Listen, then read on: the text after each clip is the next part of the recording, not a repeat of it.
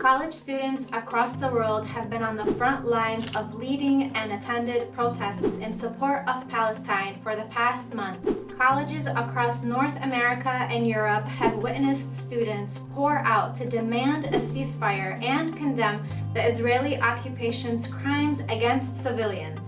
But many of them are paying heavy prices for simply exercising their free speech rights. Take Harvard, for example. The university made global headlines after 30 student groups signed a letter holding the Israeli occupation accountable for the unfolding violence. Shortly after, intense backlash broke out against these students with language we are all too familiar with: anti-Semitic protests and attacks. Some students were doxxed through websites like Canary Mission, which has been publishing information about students, professors, activists, and organizations that support Palestine for years now. Students and activists blacklisted by this website say they've experienced anxiety after being labeled as racist, anti-Semitic, and supporters of terrorism, and often fired from their jobs or denied professional opportunities. But that's not it. Websites like Canary Mission are also being used by law enforcement in the US and Israel to interrogate and investigate individuals who show support for the Palestinian cause.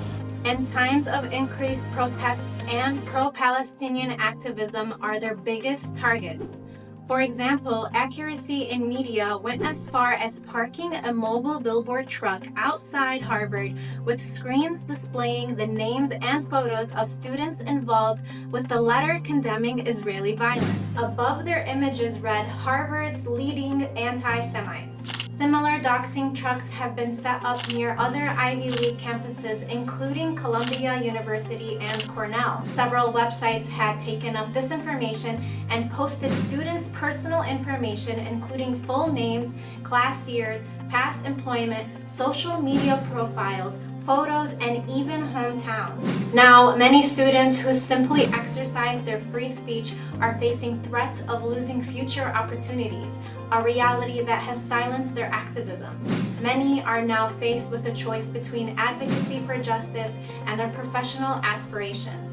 For example, top U.S. law firm Davis Polk announced it had rescinded letters of employment for 3 law students at Harvard and Columbia University who were tied to the statements condemning the Israeli occupation's violence because it was contrary to our firm's values. Wall Street executives also demanded to know which students were behind the letters so they could avoid hiring them. One Jewish law professor at the University of California in Berkeley went as far as publishing an article in the Wall Street Journal with the title, "Don't hire my anti-Semitic law students." The NGO Palestine Legal has found an unprecedented barrage of extreme attacks against pro-Palestinian supporters since early October, with over 260 harassment and censorship attempts. Columbia University also suspended 2 student organizations, Students for Justice in Palestine and Jewish Voice for Peace, which have organized protests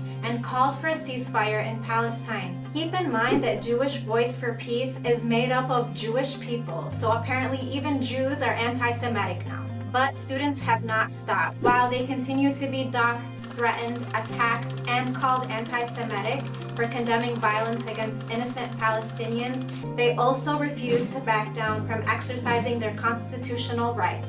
In fact, the recent crackdowns on students across Western nations has encouraged them to come out in greater numbers. Many wear masks or cover their faces, some walk in groups or with friends, and a great number of them may even be stressed about facing potential consequences, but they show up nonetheless. They are entirely unafraid.